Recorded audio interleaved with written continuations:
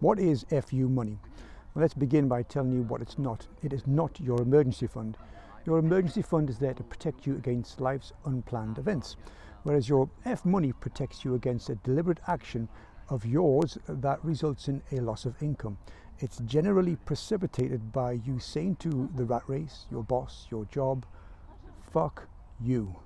I'll save for another video the discussion about whether money makes you happy or not, but one thing that is unarguable is that it gives you freedom. If you don't have a job and you need income and someone offers you a job, you don't have the freedom of choice to say no, you have to take the job. Or even if you're in a job but it's a sucky job and you hate it, you don't have the chance to say F you don't have the freedom until you have that FU money. You have to stay in the sucky job.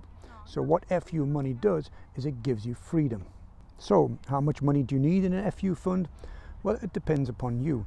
If you're highly skilled and the demand for your work is such that it will probably take you less than a month to replace any income, should you say FU to your last job, then you only need a month's income. If, however, you're like me, you're unskilled and there's a lot of competition for unskilled work, then you may need to save a little more. When the COVID pandemic erupted, I could comfortably say FU to COVID because I was sitting on a stash of almost £20,000. So if my income had disappeared, then I would be entirely unfazed because I had that FU money saved up. A couple of months later, what I did was I bought a property, which means my FU money, my ability to say FU, had went down to zero.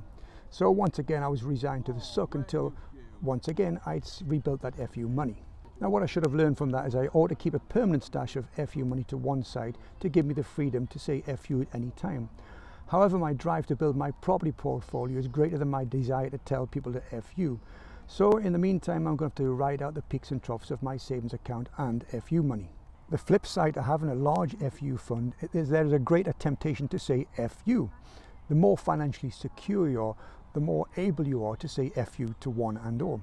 Maybe that's why some wealthy people are grumpy or intolerant of other people's opinions and lifestyles. Or maybe it's just a question of character. So perhaps the most efficient way to use your FU fund is to keep enough in there to give you the option or the freedom to say FU, but not so much that it encourages you to say it to one and all.